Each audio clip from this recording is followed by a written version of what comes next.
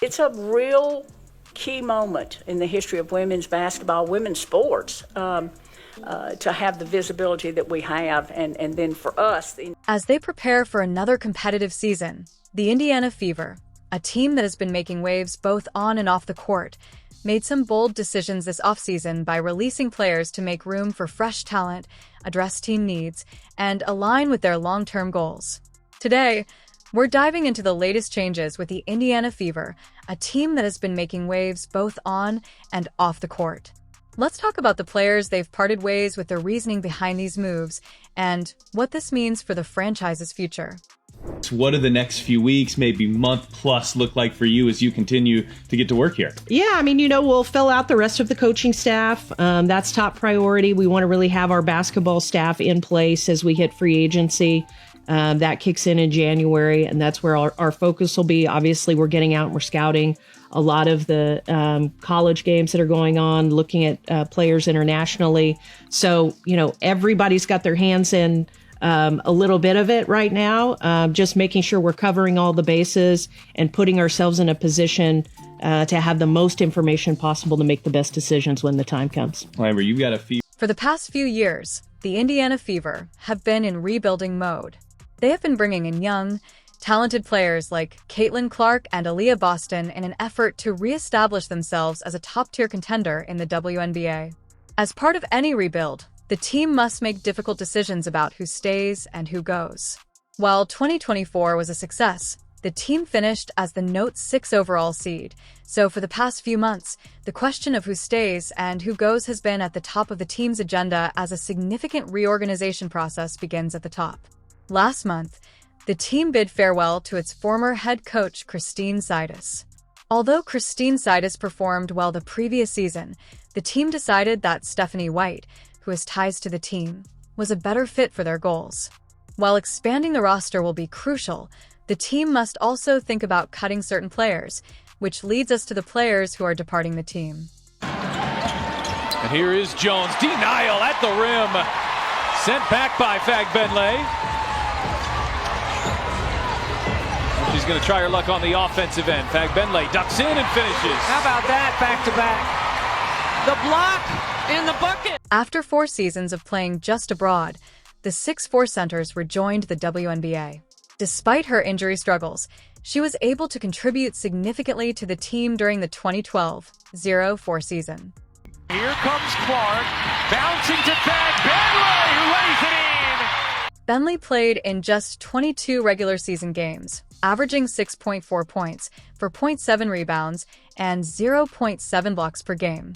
Given that there is uncertainty about how much the Fever can rely on her, why is Fag not the greatest fit for this? Caitlin Clark roster Fagbenle's fit isn't necessarily the issue, but the Fever wants to improve the roster around Clark and other stars like Aaliyah Boston, so it wouldn't make much sense to bring him back. Either the Fever disclosed the list of 6 players that the team protected, but Fagbenle didn't make it. Moving on from Fagbenle could result in the Fever adding multiple important players to add the necessary roster depth. The 32-year-old is now a restricted free agent this offseason, and Indiana may prioritize us with their cap space elsewhere.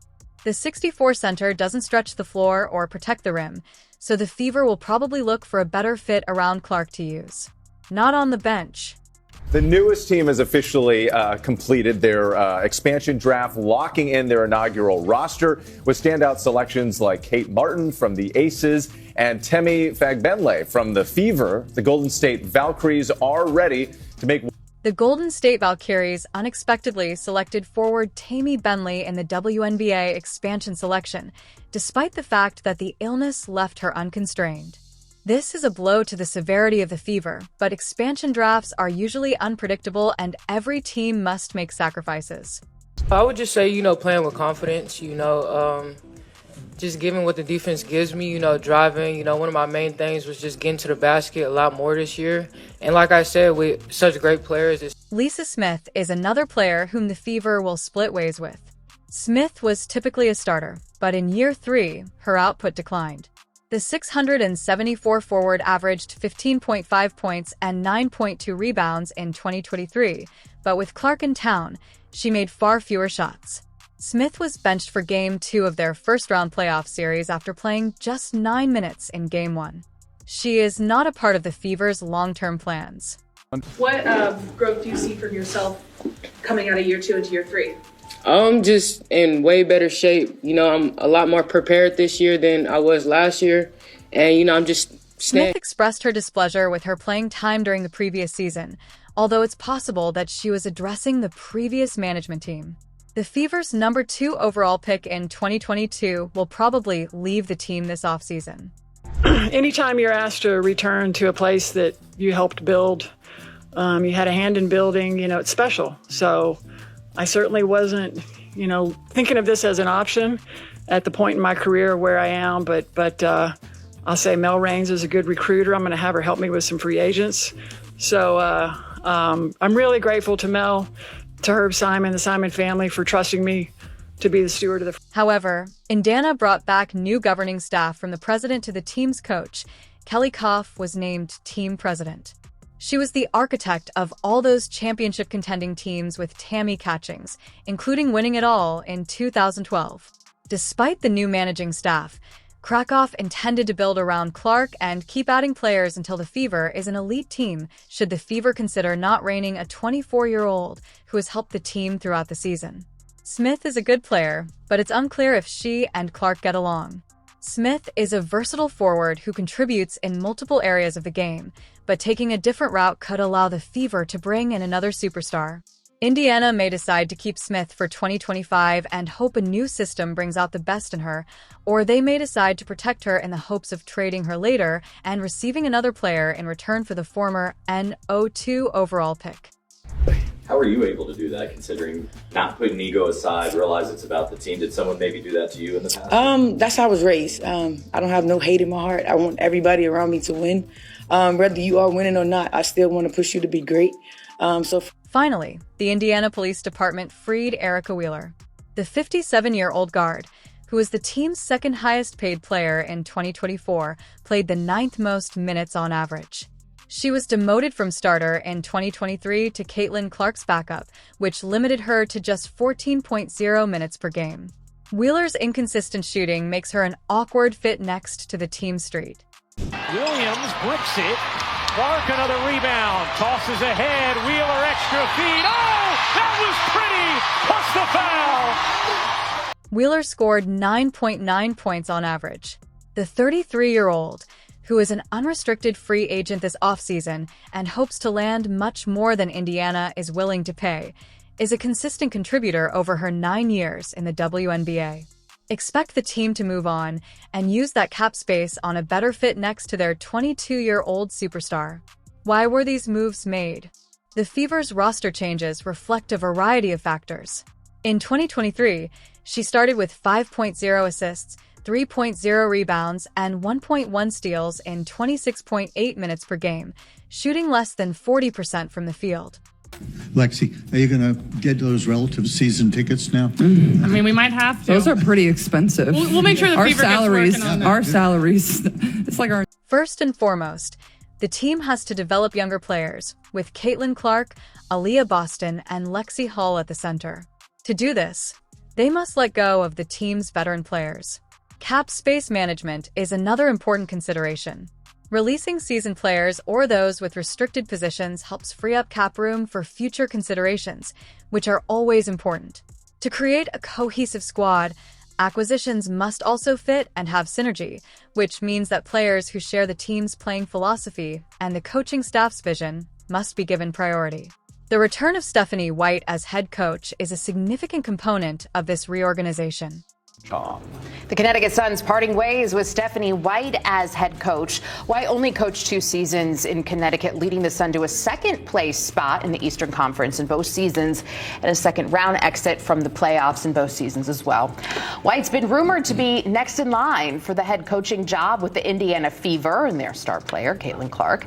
As for the Sun, the team is still renowned for her exceptional leadership and capacity for growth. It is anticipated that talent White will give the Fever a new beginning. Since Stephanie has played and coached for the club in the past, she is well-versed in the organization and is therefore well-suited to lead this new chapter, raising expectations for a successful season under her leadership. White's strategy will probably center on developing a solid team culture and maximizing young stars' potential. Her impact and the organization's dedication to long-term success are shown in the most recent roster changes. And Caitlin and Aaliyah and Lexi, a team that was incredibly fun to watch, very tough to game plan against. So I'm glad I'm going to get to work with you guys, work with you ladies, instead of having to think about how to stop you. The future is so bright, and our ultimate goal is to hang another banner in the field house. And our ultimate goal is to come back in here after we win that championship and celebrate again like we did in 2012. So I just want to thank everybody for coming. What's next for the Indiana Fever? With a strong, dynamic team and an experienced coach in Stephanie White, the team is building toward a bright future. We anticipate impressive player development as well as new additions because the team's front office isn't finished yet. The roster will look different next season because the team is eager to assemble a title-contending roster around Caitlin Clark and figures to be significant players in free agency. We also anticipate the playoff push, even though the team may not be immediate title contenders, but their playoff appearance will be better than it was the previous season.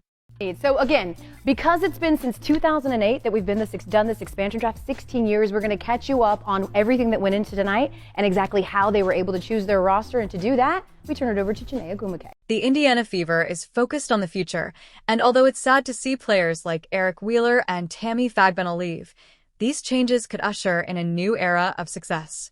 Roster changes are always a mix of excitement and heartbreak, but they're an essential part of creating a competitive team. The city, what type of player were you looking out for? So I have 3 non-negotiables. Number 1, they have to be ultra competitive. They have to really love winning and they have to hate to lose.